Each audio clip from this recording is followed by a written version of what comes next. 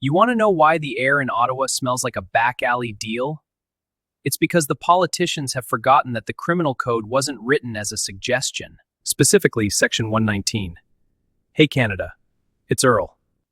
I'm looking at the legal definitions today and comparing them to what we just saw with Marilyn Gladue and the Carney method of floor crossing. Let me break down exactly what Section 119 is and why it should be the most feared number in the Liberal caucus right now. Section 119 of the Criminal Code of Canada is clear as day. It says that any member of Parliament who corruptly accepts, obtains, or agrees to accept any money, valuable consideration, office, place, or employment in exchange for doing something or not doing something in their official capacity is guilty of an indictable offense. The penalty, up to 14 years in prison. It's not just about the person giving the money, it's about the MP who takes the deal. The briber, Section 119(1)(b, says anyone who offers that benefit to an MP is just as guilty. Now, let's look at the Sarnia situation. Marilyn Gladue crosses the floor on April 8. In her own interview with the Sarnia Observer, she admits her infrastructure list was gathering dust for a year under the Conservatives.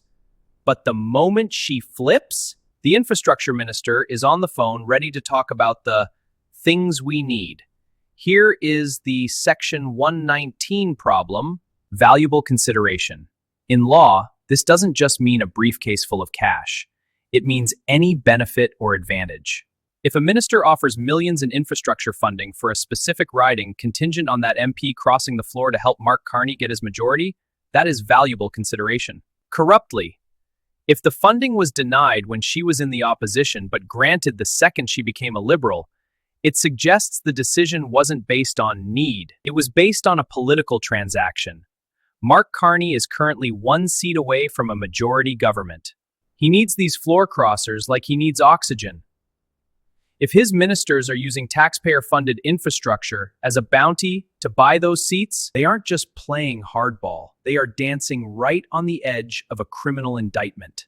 We are seeing a trend where public funds, your money, are being used as a political currency to secure a Liberal monopoly. If the Ethics Committee or the RCMP don't look into whether these infrastructure promises were the consideration for these defections, then the law in this country doesn't mean anything anymore. Section 119 was designed to stop people from buying and selling the influence of our elected officials. But when the buyer is the Prime Minister's office and the currency is a new bridge or a hospital wing, the crime is even worse because they're using your wallet to bribe their way into a majority. It's time to stop calling it pragmatism and start calling it what the criminal code does: bribery. Thanks for listening. Stay awake.